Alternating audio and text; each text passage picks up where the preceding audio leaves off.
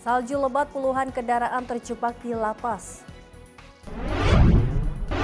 Spanyol tambah 1.500 tempat penampungan migran di Ceuta. Potret Angela Merkel dipamerkan di Body Museum.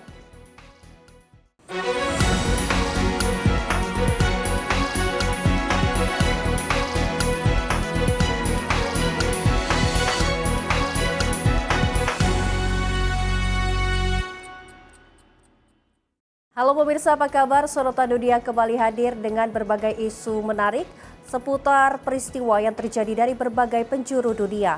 Bersama saya Luis Ayu, inilah Sorotan Dunia selengkapnya untuk Anda. Kita awali informasi yang pertama pemirsa, serangkaian gempa bumi mengguncang Granada, Spanyol Selatan. 7 gempa terjadi secara beruntun, melukai 3 orang serta merusak sejumlah bangunan dan juga kendaraan. Mobil-mobil terlihat rusak tertimpa puing, atap bangunan yang ambruk serta retakan besar pada dinding. Sejumlah keluarga terlihat berkumpul di luar bangunan karena khawatir terjadi gempa susulan. Menurut Institut Geografi Nasional Spanyol, 4 dari 7 gempa yang terjadi memiliki kekuatan di atas 4 magnitudo. Gempa terkuat berkekuatan 4,8 magnitudo dengan pusat gempa di dekat Gojar. Getarannya dirasakan di seluruh Granada dan sejumlah wilayah lain di Spanyol Selatan. Seorang warga mengatakan dinding apartemen tempat tinggalnya retak di beberapa lantai dan kondisinya semakin memburuk setiap kali gempa terjadi. Nosotros vivimos en un bloque, vivimos un segundo, entonces están agrietados. El primero, segundo, el tercero así están agrietados y cada vez va peor. Entonces no sabemos qué hacer, tenemos el temor en el cuerpo, el miedo. Gempa tersebut terjadi hanya beberapa hari setelah gempa berkekuatan 5,0 magnitudo mengguncang Granada pada Sabtu lalu. Provinsi Granada dikenal sebagai salah satu wilayah dengan aktivitas seismik tertinggi di Spanyol. Warga kini diminta mewaspadai kemungkinan getaran susulan di tengah kerusakan yang terjadi pada sejumlah bangunan dan kendaraan. Tim redaksi Sinpo TV melaporkan. Pemirsa, salju lebat melanda rute Lapas Yungas, Bolivia pada Senin malam. Tumpukan salju dan es membuat sejumlah kendaraan dan truk terjebak di kawasan La Cumbre.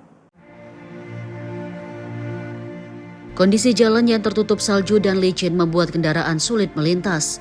Sejumlah mobil terlihat tergelincir, sementara antrian panjang kendaraan memenuhi ruas jalan.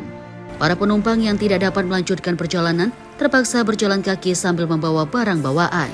Sebagian di antaranya mengaku kesulitan mendapatkan makanan dan minuman di tengah cuaca dingin. Kondisi ini juga memicu kekhawatiran terhadap anak-anak yang masih berada di dalam kendaraan. Sejumlah penumpang menyebut mereka harus bertahan di tengah suhu dingin tanpa makanan yang memadai. Ambulans swasta dan tim penyelamat kemudian diterjunkan untuk membantu serta mengevakuasi penumpang yang membutuhkan pertolongan. Sejumlah media lokal melaporkan beberapa penumpang menunjukkan gejala akibat terpapar suhu dingin dalam waktu yang lama. Namun belum ada laporan resmi mengenai korban meninggal dunia. Polisi setempat memutuskan menutup sementara jalan bagi kendaraan dari pos pemeriksaan urujara. Langkah ini dilakukan untuk mencegah kecelakaan dan melindungi pengguna jalan. Situasi tersebut juga membuat keberangkatan bus dari Terminal Minasa menuju wilayah Lapas bagian utara, termasuk kawasan Yungas, untuk sementara dihentikan. Tim redaksi Sinpo TV melaporkan. Gunung Etna di Sisilia Timur, Italia kembali memuntahkan abu vulkanik ke udara. Erupsi tersebut memicu pembatasan penerbangan di Bandara Ciautandia setelah abu vulkanik memaksa penutupan sejumlah wilayah udara di sekitar gunung. Rekaman memperlihatkan gumpalan asap dan abu berwarna gelap membumbung tinggi dari Gunung Etna. Pusaran debu dan abu juga terlihat terbentuk di sekitar lereng gunung. Bandara Catania tetap beroperasi pada Senin waktu setempat, namun kedatangan pesawat dibatasi hanya 5 penerbangan per jam setelah abu vulkanik memaksa penutupan 2 bagian wilayah udara di sekitar bandara. Pembatasan ini diberlakukan hanya 2 hari setelah penerbangan kembali beroperasi menyusul penutupan sebelumnya akibat erupsi Gunung Etna. Sejumlah area luas di lereng Gunung Etna juga ditutup bagi para pendaki sebagai langkah keselamatan menyusul aktivitas vulkanik. Sementara itu, seorang turis asing berusia muda tewas tersambar petir pada hari Minggu waktu setempat saat mendaki di atas garis vegetasi. Lokasi tersebut merupakan area yang telah ditutup bagi pengunjung. Menurut petugas pemadam kebakaran Italia, korban berhasil dievakuasi menggunakan helikopter, namun kemudian dinyatakan meninggal dunia. Tim redaksi Sinpo TV melaporkan.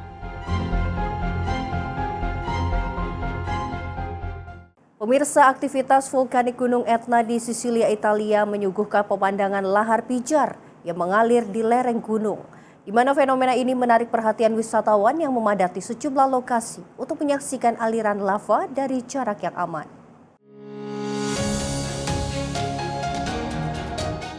Pemandangan lahar pijar menyusuri lereng Gunung Etna menjadi daya tarik bagi wisatawan di Sisilia, Italia. Dari kejauhan, aliran lava terlihat membentuk jalur-jalur merah menyala di permukaan gunung, disertai kepulan asap dari aliran panas tersebut. Sejumlah wisatawan berhenti di lokasi yang dianggap aman untuk menyaksikan fenomena tersebut dan mengabadikannya dengan kamera.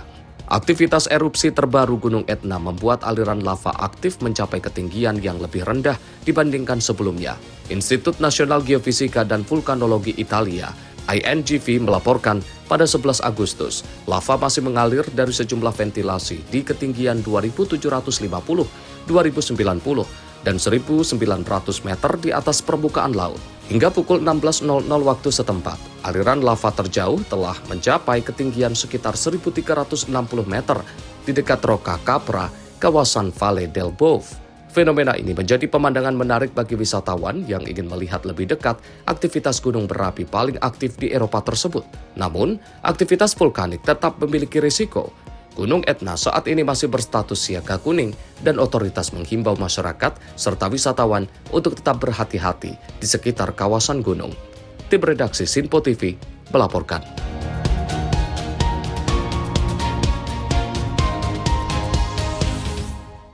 Sementara itu, pemirsa, gunung berapi Kilauea di Hawaii kembali meletus pada Rabu, di mana semburan lava dari puncak gunung mencapai ketinggian hingga sekitar 500 kaki atau 150 meter dalam episode ke-53 dari rangkaian letusan yang masih terus berlangsung.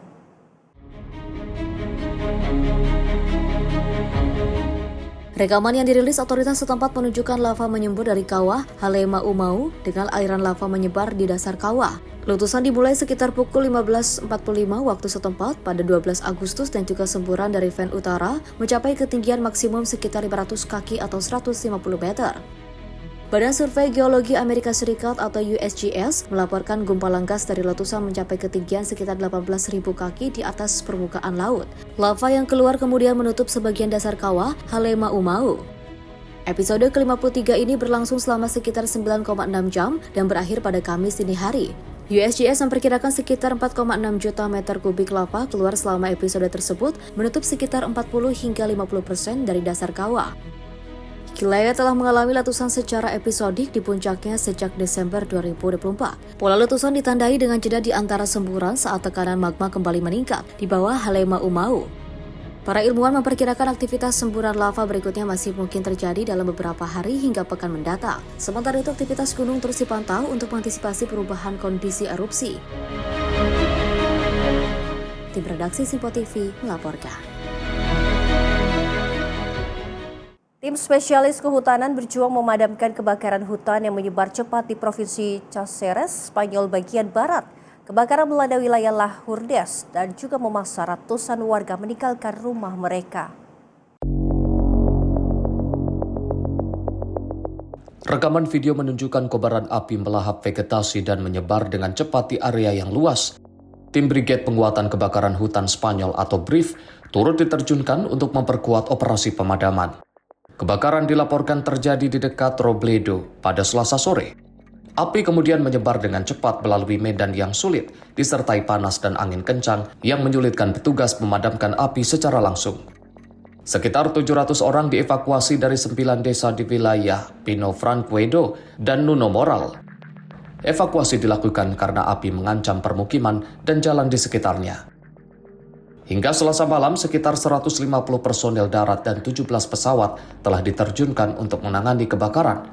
Alat berat dan tim bantuan dari wilayah lain juga dilibatkan dalam operasi tersebut. Unit Darurat Militer Spanyol atau UMI turut diterjunkan untuk memperkuat upaya pemadaman. Personel dari Batalion Intervensi Darurat Pertama dikirim dari Torrejo de Ardoz menuju wilayah terdampak. Pihak berwenang kemudian menaikkan status kebakaran menjadi level 2. Peningkatan status dilakukan karena kebakaran dinilai mengancam keselamatan warga dan harta benda. Petugas terus berupaya memperlambat penyebaran api dan melindungi wilayah permukiman. Sementara itu, warga yang telah dievakuasi menunggu kondisi dinyatakan aman untuk dapat kembali ke rumah mereka. Las Hurdes sebelumnya juga pernah dilanda kebakaran hutan besar pada 2023. Saat itu, lebih dari 10.000 hektar lahan terbakar di wilayah Las Hurdes dan Sierra de Gata di sekitarnya. Hingga kini, tim pemadam kebakaran masih berjuang mengendalikan kobaran api di Caceres, Spanyol. Tim redaksi Sinpo TV melaporkan.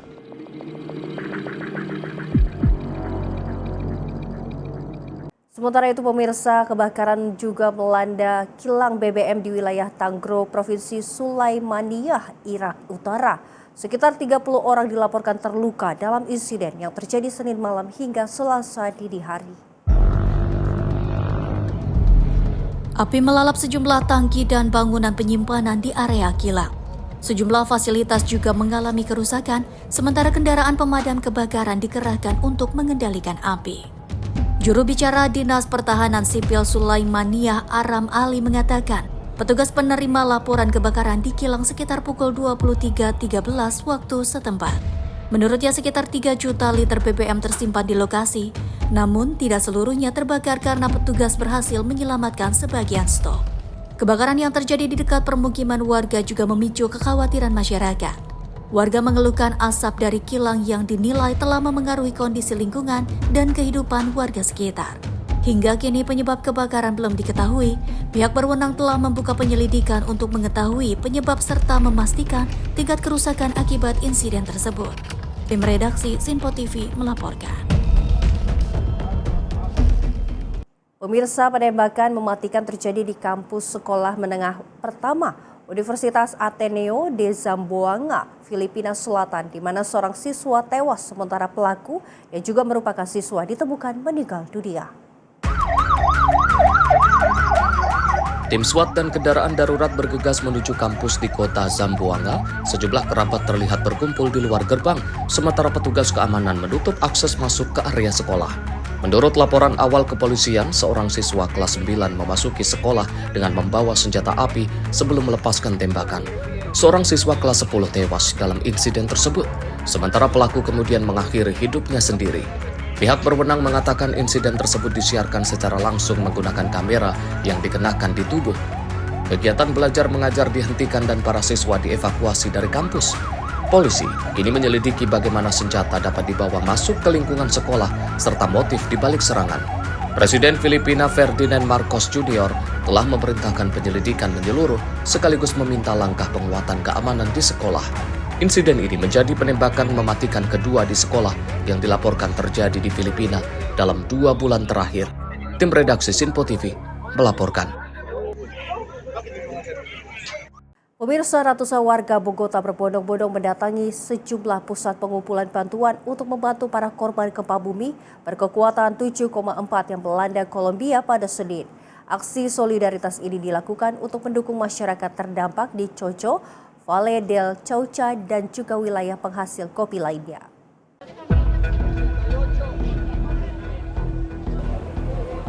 Rekaman video menunjukkan para relawan petugas penanggulangan bencana dan sejumlah lembaga distrik bekerja sama di pusat-pusat pengumpulan bantuan di Bogota. Mereka menerima, mengatur, dan memilah berbagai kebutuhan pokok, mulai dari makanan tahan lama, perlengkapan kebersihan, selimut, hingga tikar tidur. Salah satu lokasi terbesar berada di area parkir Stadio Nemesio Camaco El Campín. Pusat pengumpulan juga dibuka di Palacio de los Deportes dan juga markas Palang Merah Bogota. Uno a ese dolor tan grande que estamos sufriendo como patria, como hermanos que lo han perdido todo, pero no están solos, estamos nosotros con todo el amor. Estoy acá porque no me podía quedar en casa, porque tengo que sentir algo que estoy haciendo por mi hermano. Mi hermano sale adelante porque sale adelante. No están solos. Tenemos un Dios que todo lo puede y Él nos va a ayudar y nos va a sacar adelante. Ánimo, ustedes pueden. Fuerza, fuerza y fuerza.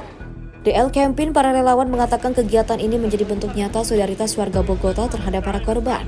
Banyak warga datang membawa barang yang juga mereka miliki untuk disalurkan kepada masyarakat yang membutuhkan. Muy contento de ver la solidaridad de mi pueblo. Esto es lindo, es Colombia, todos para un solo lado y esto es patria. Contento de poder ayudar a la gente, servir a mi país.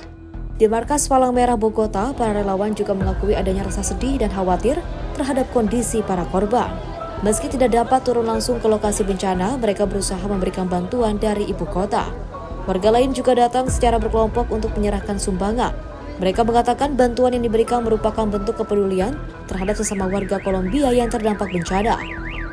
Pusat-pusat pengumpulan bantuan akan terus beroperasi selama situasi darurat berlangsung. Bantuan yang terkumpul akan disalurkan kepada masyarakat di wilayah-wilayah yang paling terdampak gempa. Menurut pembaruan terbaru UNGRT, bencana tersebut sejauh ini telah menyebabkan 281 orang meninggal dunia, 3.971 orang terluka, dan 379 orang masih dinyatakan hilang. Solidaritas warga Bogota terus berlanjut dengan masyarakat bergotong royong mengumpulkan kebutuhan dasar bagi para korban gempa. Tim redaksi Simpo TV melaporkan.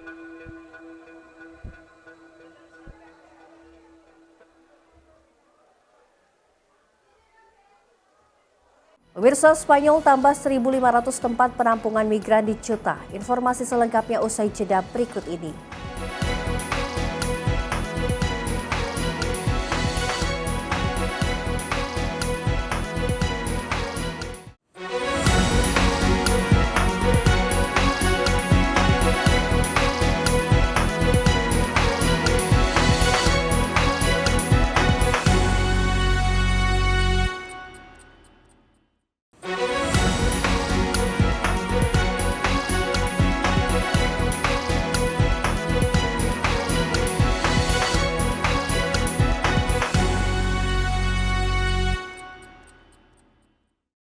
Terima kasih pemirsa, Anda kembali menyaksikan Sorotan Dunia dan informasi kami lanjutkan. Pemirsa, 9 jenazah migran ditemukan setelah perahu yang mereka tumpangi terbalik di perairan Tajorat, Libya yang berada di sebelah timur ibu kota Tripoli.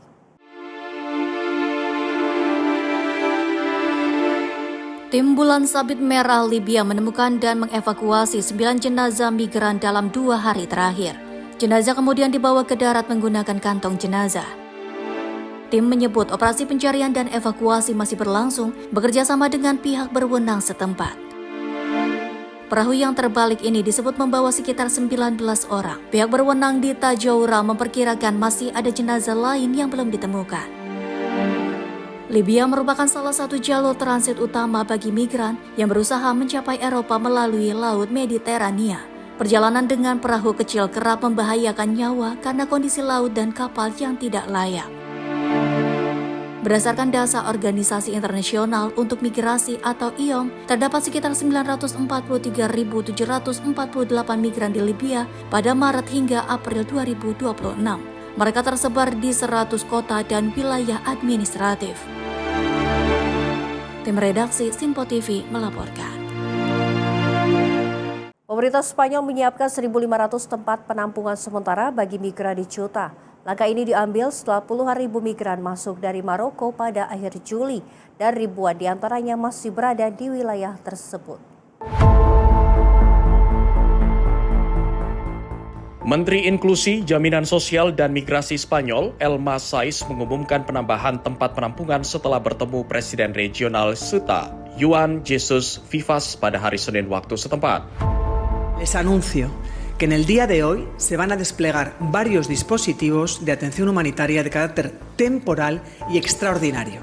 Serán en el parking del embolsamiento, en la Loma Colmenar, cedido por el gobierno de la ciudad autónoma, en las instalaciones de la hípica, en el antiguo campo de fútbol del cuartel de caballería y en el espacio del Guano, titularidad estas últimas del gobierno de España.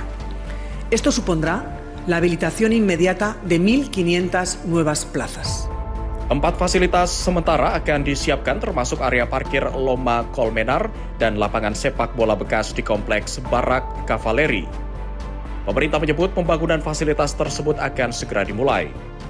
Saat ditanya apakah migran akan dideportasi atau ditampung, Saiz menegaskan pemerintah akan bertindak sesuai kerangka hukum yang berlaku sekaligus memberikan bantuan kemanusiaan. Sementara itu, Juan Jesus Vivas mendesak pemerintah pusat segera mengurangi jumlah migran yang masih berada di Suta dan mempercepat proses penanganan mereka. Ia memberi waktu 30 hari kepada pemerintah untuk memulihkan kondisi normal dan mengancam menempuh jalur hukum jika tuntutan tersebut tidak dipenuhi. Sejumlah migran dan pencari suaka kini masih tinggal di tempat penampungan darurat dan ruang publik, termasuk Pantai El Trampolin. Kondisi ini terjadi karena fasilitas yang ada tidak mampu menampung lonjakan jumlah migran. Pada akhir Juli, sekitar 72.000 migran disebut masuk ke Suta dari wilayah Maroko. Ribuan orang masih diperkirakan berada di wilayah tersebut, sementara sekitar 300 orang ditangkap saat mencoba masuk ke Suta pada akhir pekan setelah muncul rumor di media sosial mengenai upaya penyeberangan massal baru. Tim redaksi Sinpo TV melaporkan. Pemirsa, penasehat Presiden Bolivia Rodrigo Paz Fernando Ceremendo ditangkap Kejaksaan Agung atas dugaan percobaan pembunuhan terhadap seorang perempuan. Kejaksaan mengumumkan akan meminta penahanan prasidang terhadap Ceremendo. Ceremendo ditangkap setelah Beller, perempuan yang terkena 3 tembakan, mengidentifikasinya sebagai tersangka dalam serangan bersenjata di Santa Cruz. Mantan Presiden Bolivia Evo Morales mempertanyakan penangkapan tersebut. Morales menyebut Ceremendo diduga mengetahui penyimpangan yang terjadi dalam pemerintahan Paz. Morales juga menuduh penangkapan Ceremendo berkaitan dengan informasi yang diketahui penasihat presiden tersebut. Pero más importante, digo otra vez, Fernando Ceremendo, tic-tac, pedófilo narcoterrorista, es el asesor de Rodrigo Paz. Y lo que hace Rodrigo Paz es repetir lo que dijo su asesor, sus ministros.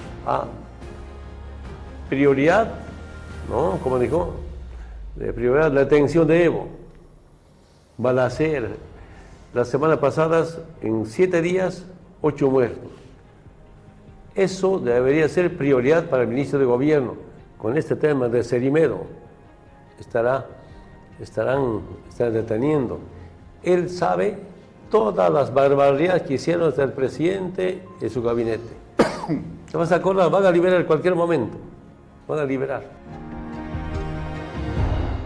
Mantan presiden itu meminta Jaksa Agung melakukan penyelidikan secara segera dan transparan, serta memberikan perlindungan kepada Beller. Morales juga menyerukan penyelidikan terhadap dugaan penyimpangan dan tindakan korupsi yang disebutnya melibatkan presiden, istrinya, dan sejumlah pejabat lainnya. Sementara itu, Mahkamah Agung menginstruksikan agar kasus tersebut tidak ditutup. Pengadilan juga meminta proses penyelidikan dipercepat agar Beller dapat mengakses informasi terkait kasus tersebut. Kejaksaan turut membuka penyelidikan atas dugaan pengayaan diri oleh Ceremendo. Penyelidikan dilakukan setelah penggeledahan di sejumlah properti yang terkait dengan penasehat presiden tersebut. Dalam penggeledahan, penyidik menemukan uang tunai dan sejumlah barang lain yang kini sedang dianalisis untuk kepentingan penyelidikan. Tim redaksi Sinpo TV melaporkan. Krisis gas parah melanda Bangladesh membuat antrean panjang terjadi di sejumlah stasiun pengisian bahan bakar di ibu kota Dhaka. Para pengemudi bahkan harus menunggu berjam-jam untuk mendapatkan pasokan gas.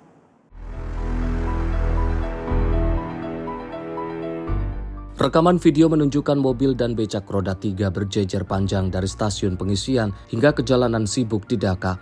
Sejumlah pengemudi mengaku terpaksa memarkir kendaraan mereka semalaman demi mempertahankan posisi dalam antrean. Kelangkaan pasokan gas tidak hanya berdampak pada transportasi, tetapi juga mempengaruhi kebutuhan rumah tangga, pasokan listrik, dan aktivitas industri. Warga dan pemilik usaha kecil terlihat membawa wadah plastik untuk mendapatkan bahan bakar, termasuk untuk memasak dan menyalakan generator cadangan. Seorang pengemudi mengatakan ia telah menunggu selama 2,5 jam dengan antrean mencapai sekitar 300 kendaraan. Menurutnya, pasokan gas hanya diberikan kepada 1 kendaraan dalam 1 waktu, membuat antrean bergerak sangat lambat. Gas বিদ্যুৎ ঠিক করব 2 বছর মানুষ বাঁচে একটা মানুষ বাঁচবো 2 বছর এই গ্যারান্টি দিতে পারবো সরকার বলে এই উল্টাপাল্টা, আমরা কিভাবে চলবো বলেন? আমাদের অবস্থা ভয়াবহ খারাপ। এই সরকার আওয়ার পরে এই সরকারে অনেক, আমরা মনে করেন ড্রাইভার বলেন যে কোনো শ্রেণীর মানুষই টাইনা আনছিলাম, আনার পরে আমরা দেখতেছি আজকে 1 মাসের উপর হয় আমরা এই যে মনে করেন 6 ঘন্টা 7 ঘন্টা 8 ঘন্টা বৈশা থেকে আমাদের গ্যাস নিতে হয়। Menteri Keuangan dan Perencanaan Bangladesh Amir Khosrow Mahmud Chowdhury mengatakan solusi permanen untuk krisis energi ini membutuhkan waktu setidaknya 2 tahun. Pemerintah menyebut sejumlah proyek infrastruktur besar diperlukan untuk meningkatkan pasokan gas, diantaranya pembangunan fasilitas penyimpanan gas di darat dan terminal gas alam cair terapung.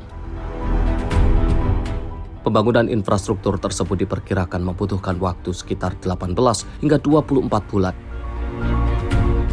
Sementara itu, kelangkaan gas terus menekan masyarakat dan dunia usaha di tengah pemadaman listrik serta terbatasnya akses terhadap bahan bakar. Pemerintah Bangladesh kini berupaya meningkatkan pasokan energi, namun warga masih harus menghadapi dampak krisis dalam kehidupan sehari-hari. Tim redaksi Sinpo TV melaporkan. Sementara itu, sekitar 80 ton bantuan kemanusiaan dari Tiongkok tiba di Kolombia. Bantuan ini akan disalurkan untuk membantu warga terdampak gempa bumi 7,4 magnitudo yang mengguncang Kolombia pada 10 Agustus lalu.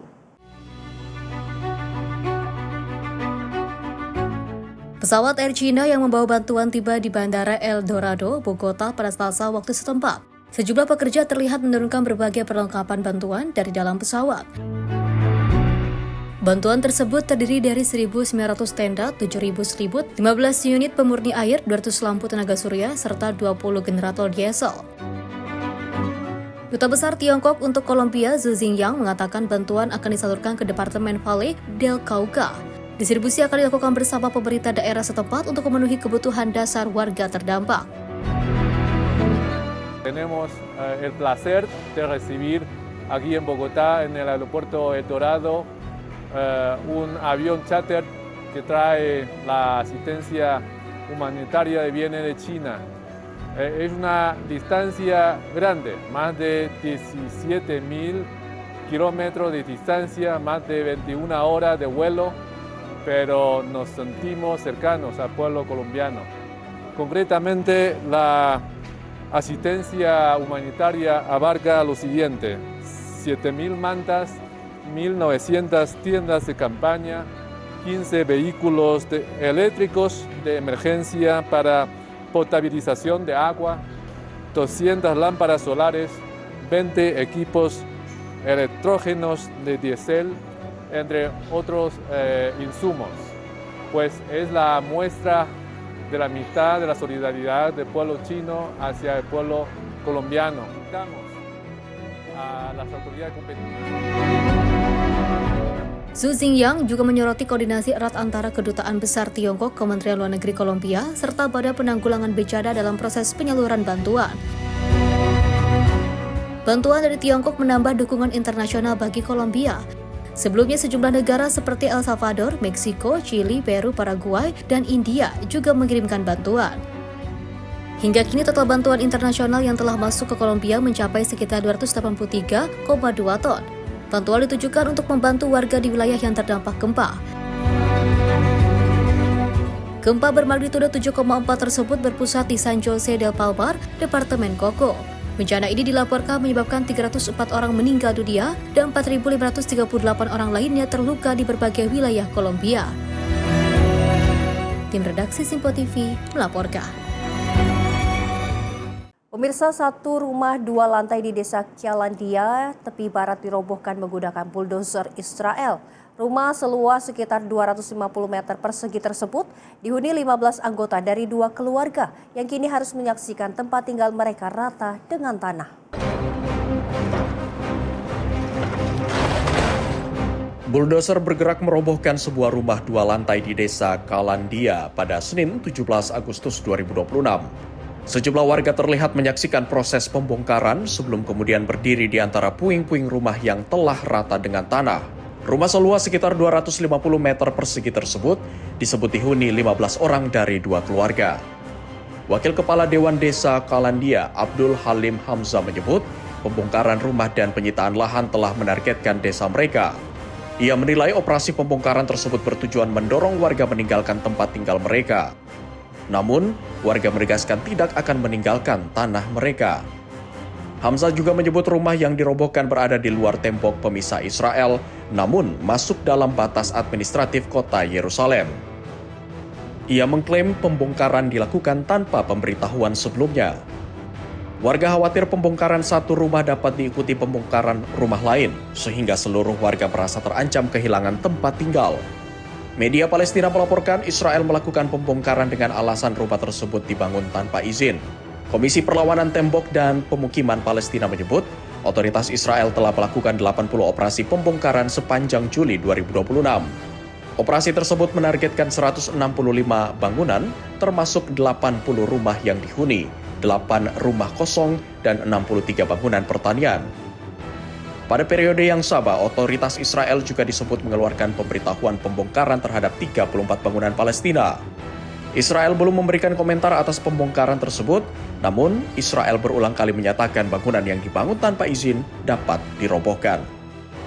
Ketegangan di tepi barat terus meningkat sejak 7 Oktober 2023. Kementerian Kesehatan Palestina menyebut lebih dari 759 warga Palestina tewas dalam insiden yang melibatkan pasukan Israel atau pemukim Israel. Tim redaksi Sinpo TV melaporkan.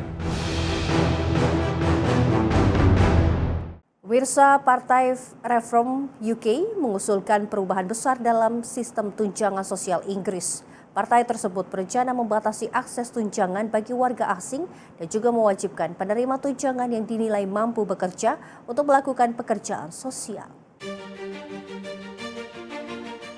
Berbicara di London, juru bicara keuangan Reform UK, Robert Jenrick menyebut sistem kesejahteraan Inggris saat ini sudah tidak berjalan sebagaimana mestinya.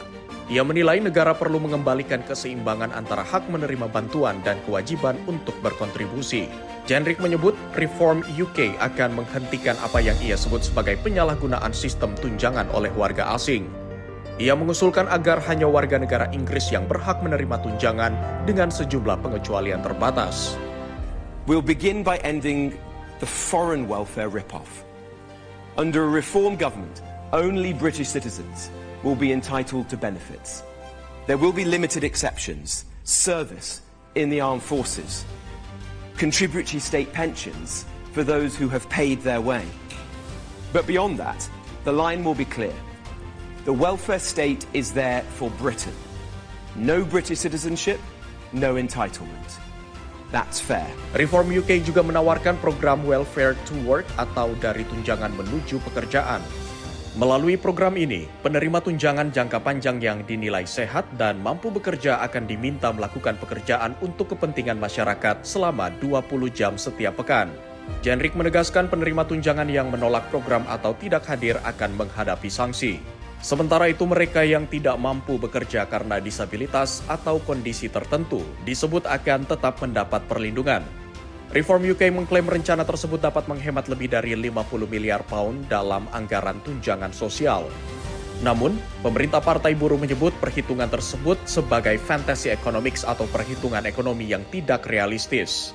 Rencana Reform UK juga berdampak pada hubungan Inggris dengan Uni Eropa. Untuk menghentikan akses tunjangan bagi warga Uni Eropa dengan status tetap, Jenrick mengakui perlu ada negosiasi ulang terhadap kesepakatan Brexit. Reform UK menilai kesepakatan Brexit yang dibuat 7 tahun lalu perlu dievaluasi untuk melihat bagaimana yang dinilai berhasil dan mana yang tidak. Partai tersebut menyebut negosiasi ulang dengan Uni Eropa sebagai salah satu bagian dari rencana mereka. Hingga kini, Uni Eropa belum memberikan tanggapan terkait rencana tersebut. Reform UK saat ini menunjukkan performa kuat dalam sejumlah hasil survei opini. Pemilihan umum Inggris berikutnya dijadwalkan pada 2029, meski pemilu lebih awal masih dapat digelar. Tim redaksi Sinpo TV melaporkan. Wirsa potret Angela Merkel dipamerkan di Bode Museum. Informasi selengkapnya usai jeda, tetaplah bersama kami di Sorotan Dunia.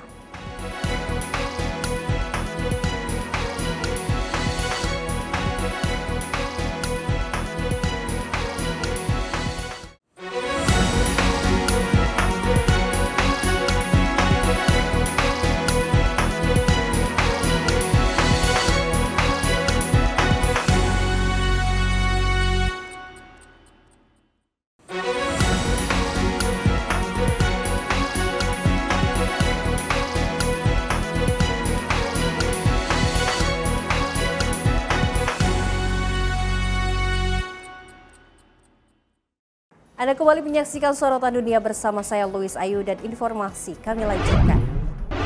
Pemirsa, sebuah sinkhole raksasa tersembunyi di pegunungan Guizhou, Tiongkok Barat Daya, dikenal dengan nama Huaga Tianqing.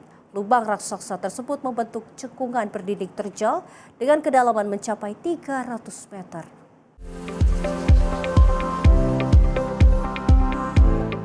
Rekaman drone memperlihatkan dinding batu kapur terjal Huaga Tianqing yang menurun tajam menuju bagian dasar yang dipenuhi vegetasi.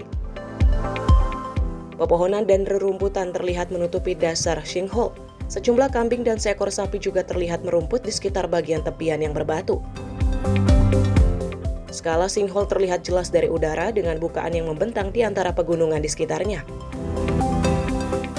Dalam bahasa Mandarin, Tianqing berarti lubang langit. Istilah ini merujuk pada cekungan raksasa berdinding terjal yang umumnya terbentuk di kawasan batuan karbonat.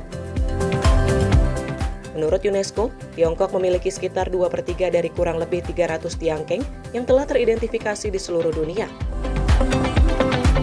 Tianqing terbentuk selama jutaan tahun ketika air mengikis batuan yang mudah larut dan membentuk sistem gua serta aliran air bawah tanah. Seiring waktu, atap gua bawah tanah yang berukuran sangat besar dapat runtuh, membentuk cekungan raksasa di permukaan. Pemerintah kota Liu Panshui mengklasifikasikan Huaga Tianqing sebagai dolina runtuhan raksasa. Sinkhole ini terbentuk pada batuan karbonat yang berasal dari periode karbon tengah dan karbon atas.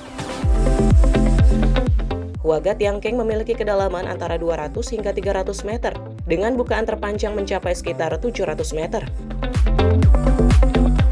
Luas mulut sinkhole diperkirakan mencapai sekitar 354.900 meter persegi. Pemerintah Liu Panshui menyebut, bukaan tersebut sebagai yang terbesar dari jenisnya di Tiongkok dan termasuk salah satu yang terbesar di dunia. Huaga Tianqing berada di kawasan kars luas di Guizhou dan Tiongkok Barat Daya. Kawasan ini terbentuk akibat proses erosi air terhadap batuan yang mudah larut selama jutaan tahun hingga menciptakan gua sistem air bawah tanah dan cekungan raksasa berdinding terjal. Tim redaksi Sinpo TV melaporkan. Pemirsa, ratusan Muslim di London, Inggris berkumpul untuk melaksanakan sholat meminta hujan. Doa bersama ini digelar di tengah kondisi kekeringan dan juga cuaca panas yang melanda sejumlah wilayah di Inggris.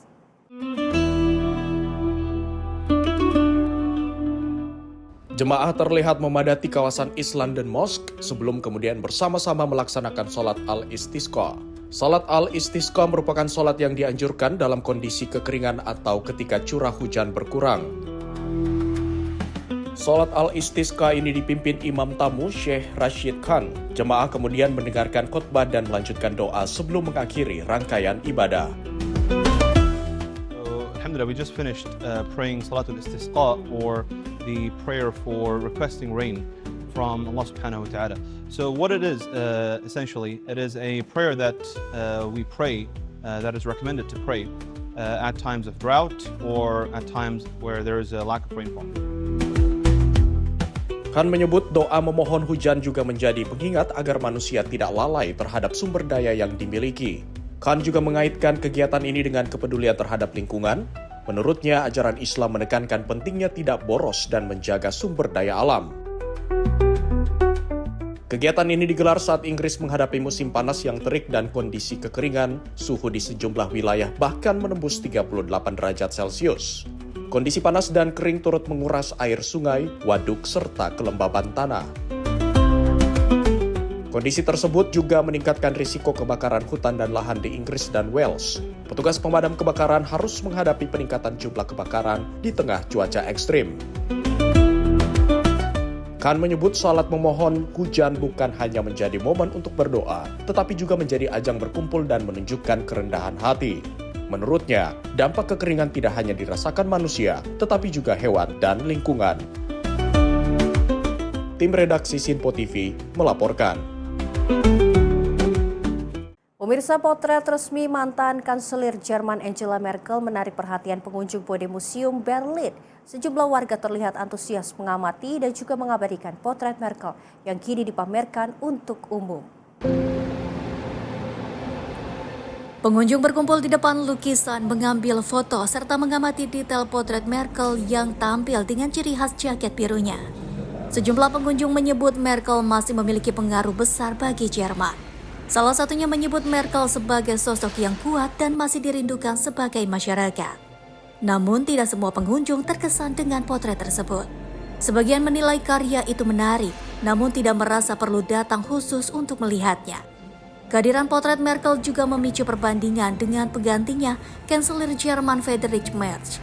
Sejumlah pengunjung menilai Merkel lebih positif dibandingkan Kanselir Jerman saat ini.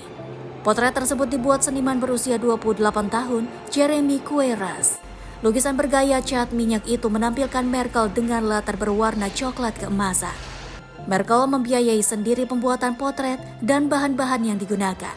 Karya tersebut diperkenalkan kepada publik pada 1 Juli dan akan dipamerkan di Bode Museum hingga Oktober. Setelah itu potret akan dipindahkan ke kantor Kepanseliran Federal Jerman. Lukisan tersebut akan bergabung dengan potret para kanselir Jerman terdahulu.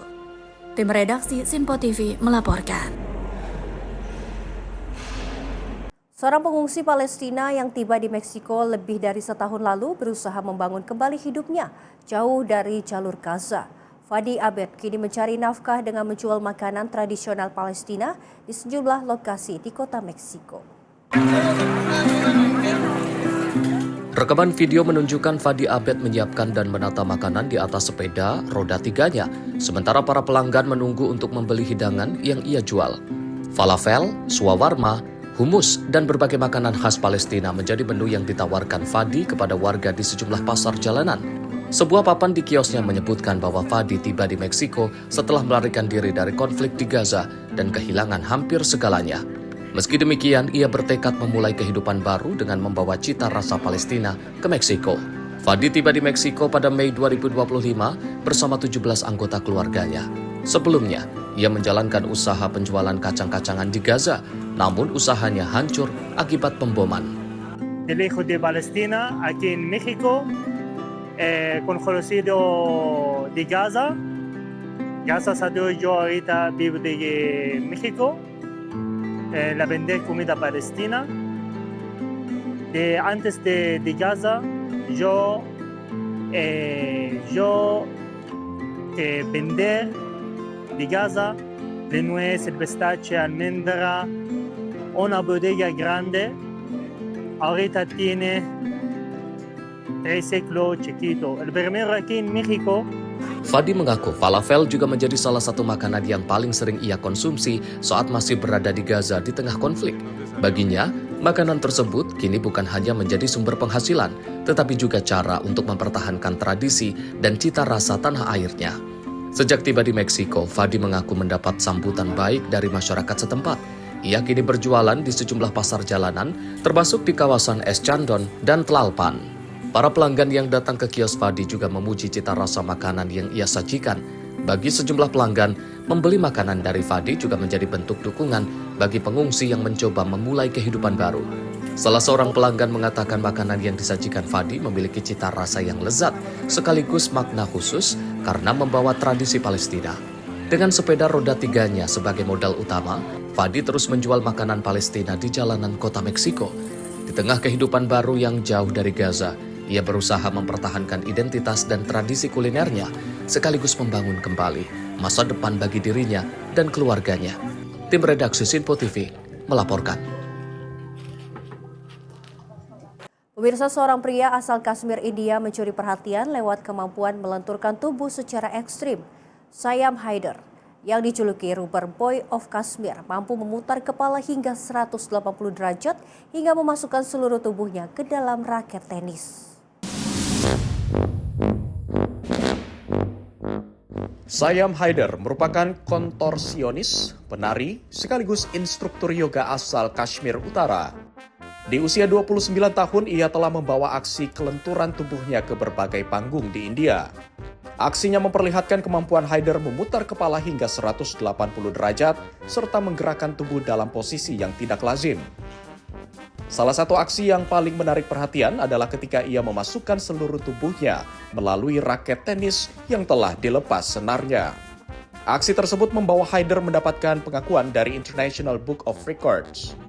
pada Juli 2025, ia tercatat mampu melewatkan seluruh tubuhnya melalui raket tenis sebanyak 5 kali dalam 1 menit.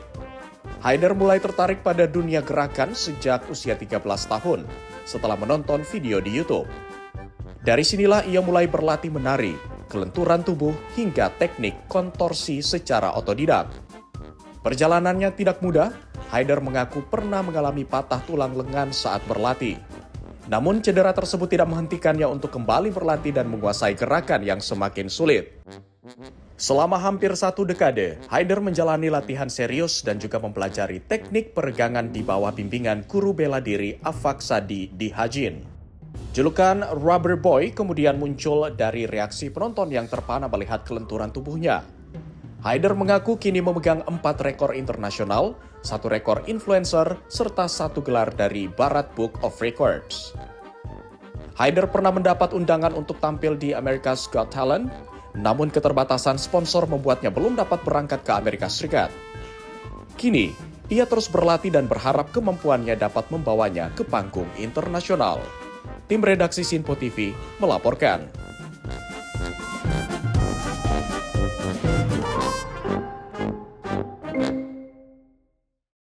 Pemirsa, kita beralih ke informasi lainnya. Sebuah museum di Shenzhen, Tiongkok menghadirkan pameran seni unik yang seluruhnya terbuat dari coklat. Puluhan patung dan replika benda ikonik seperti robot, pesawat luar angkasa hingga lukisan Mona Lisa dipamerkan untuk memanjakan mata para pengunjung.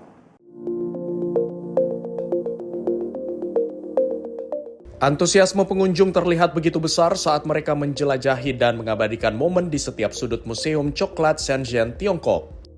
Di tempat ini, coklat disulap menjadi puluhan karya seni yang sangat detail. Beberapa di antaranya adalah replika Menara Eiffel, robot humanoid, kapal induk, hingga tiruan lukisan legendaris Leonardo da Vinci, Mona Lisa. Selain itu, koleksi pameran ini juga menampilkan patung-patung yang terinspirasi dari program luar angkasa Tiongkok, artefak kuno, serta sebuah galeri lukisan cat minyak yang kesemuanya terbuat dari coklat. Pihak penyelenggara menyatakan patung-patung ini membutuhkan waktu sekitar 2 bulan untuk diproduksi. Karya seni ini dibuat menggunakan campuran coklat dan resin yang dipoles presisi, serta menghabiskan berton-ton kakao. Meski terlihat sangat menggoda selera, pihak museum memberikan peringatan tegas melalui papan tanda bahwa seluruh karya seni coklat ini dilarang untuk dikonsumsi. Tim redaksi Sinpo TV melaporkan.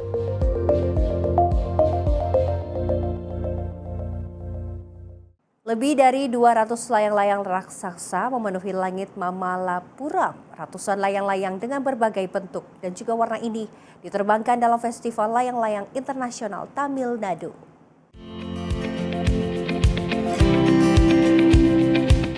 Festival digelar selama 3 hari mulai 14 hingga 16 Agustus 2026 di kawasan TTDC Ocean View. Berbagai layang-layang unik ditampilkan mulai dari hewan laut, banteng, kuda, stroberi hingga karakter kartun. Layang-layang bertuliskan Barat yang merupakan sebutan tradisional untuk India juga turut diterbangkan di atas kawasan festival. Festival ini pertama kali digelar pada tahun 2022 dan kini telah memasuki penyelenggaraan yang kelima. Tahun ini, lebih dari 30 penerbang layang-layang profesional dari 6 negara turut berpartisipasi, di antaranya Thailand, Singapura, Malaysia, Indonesia, Vietnam, dan India. Of course, it's different, even in India itself, you know. I'm cross of India from the north to the south to flying kite. In here is maybe because you have the beach, you know, you have the good wind in here. So it's very lovely. Immediately our kite can fly without the problem. Selain menampilkan layang-layang raksasa, festival juga menjadi ajang pertunjukan layang-layang performa. Penyelenggaraan pada tahun ini bertepatan dengan akhir pekan perayaan Hari Kemerdekaan India. Festival ini digelar oleh Global Media Box bekerja sama dengan Departemen Pariwisata Tamil Nadu. Selain pertunjukan layang-layang, pengunjung dapat menikmati berbagai hiburan dan aktivitas keluarga, menjadikan langit Mamallapuram sebagai pusat perayaan yang penuh warna. Tim redaksi Sinpo TV melaporkan. Pemirsa, pemandangan tak biasa terlihat di Macuca, salah satu wilayah di Gurun Atacama, Chili. Wilayah yang dikenal sebagai salah satu tempat terkering di dunia itu. Kini justru tertutupi salju setelah sistem cuaca dingin membawa hujan dan salju ke dataran tinggi Andes. Pemandangan putih mendominasi Macuca, wilayah yang berada di dataran tinggi Gurun Atacama, Chile. Rumah-rumah, jalan, hingga pegunungan tertutupi salju menciptakan pemandangan yang jarang terlihat di kawasan yang dikenal sangat kering tersebut. Salju juga menyelimuti lingkungan tempat hewan-hewan yang biasanya hidup di tengah kondisi gersang Gurun Atacama. Fenomena ini terjadi setelah sistem cuaca depan bergerak melintasi wilayah Norte Grande di Chile, membawa uap air dan curah hujan ke dataran tinggi Altiplano. Suhu musim dingin yang rendah di wilayah dataran tinggi kemudian membuat curah hujan tersebut berubah menjadi salju. Direktorat Meteorologi Chile menyebut wilayah Atacama memang dikenal sebagai salah satu daerah terkering di planet ini. Meski demikian, kawasan Atacama yang berada di ketinggian lebih tinggi masih dapat mengalami hujan, bahkan turun salju selama musim dingin. Fenomena salju di Macuca pun menjadi pemandangan tak biasa, di tengah karakter Gurun Atacama yang selama ini identik dengan kondisi kering, gersang, dan minim curah hujan. Tim redaksi Sinpo TV melaporkan.